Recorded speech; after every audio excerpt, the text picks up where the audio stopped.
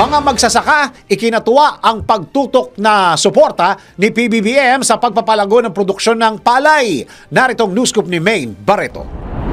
Ikinatuwa ng mga grupo ng magsasaka ang masaganang ani ng palay ngayong tag-ulan dahil sa libreng buto, punla at teknikal na suporta na ipinamahagi ni Pangulong Ferdinand R. Marcos Jr. na tumatayong Secretary of Agriculture.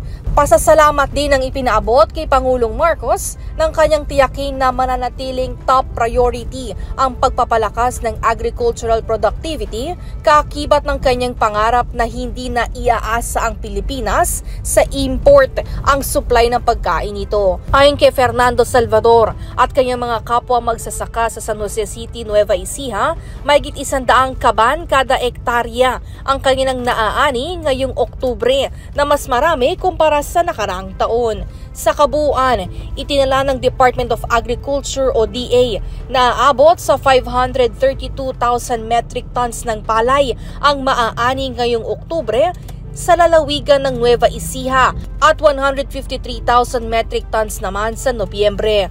Lalo pang ikinatuwa ng mga magsasaka ang naging pahayag ni Pangulong Marcos sa 70th founding anniversary ng Foundation of Free Farmers o FFF na naglagay ang DA ng 4.73 billion pesos na pondo para sa mechanization at modernization ng sektor ng agrikultura.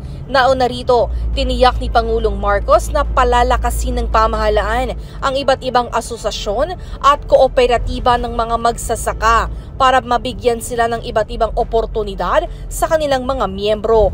Matatanda ang hinikayat ni Pangulong Marcos ang mga maliliit na magsasaka na sumali upang mapalawak at mapalakas ng pamahalaan ang lokal na produksyon ng bigas.